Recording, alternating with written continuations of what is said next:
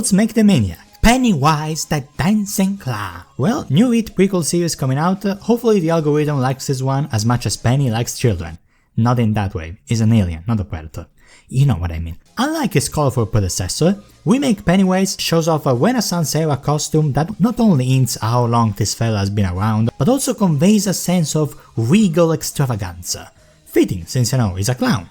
And clowns doing whatever a clown can, he entertains. He puts on an act meant to lure ya, a performance meant to distract ya. But even without the alien plot reveal, there is something deeply off here, isn't it? Like, this is not just a guy with makeup on. Those tear-like red markings going up all his eyes, that's no smile, but his actual lips. Those fish-like eyes, they can shift from a mortally blue to a predatory yellow faster than you can say what the fuck were they thinking with chapter 2. And do we need to go over his red hair curling out like some devilish horns? Yeah, let's talk about color splashes. The silvery white being contrasted by violent oranges and reds not only is a beautiful way to visualize its themes of pure childhood innocence getting tainted and bloodied, but also a neat way to convey this actually being a creature made of literal light who thrives on his violent appetite. The way his outfit is structured just makes you know this dude can stretch his arms far and wide, like say, spider limbs. And yeah, lures his victims, lives in dark spaces,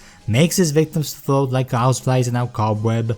There's an obvious animal he's themed after, but I actually think the closest animal Pennywise represents is a pufferfish. Hear me out. Look at that frontal globe. Bro remembers what happens tomorrow. Not only is the foundation on what makes this creature look more like claymation than an actual human being, not only is the closest he ever gets to resembling a literal grey alien, not only it's emphasized whenever Kubrick stares straight into your soul, but it also resembles a balloon, because he is one. Pennywise inflates himself to appear bigger than he really is. He puts on an amusement park of terrors in your head, but in reality it's just a small pathetic bully that can easily be popped. He is literally as powerful as the form he takes, with both all strengths and weaknesses. The clown being his favorite form simply because, well, clowns don't really have an obvious kryptonite factor.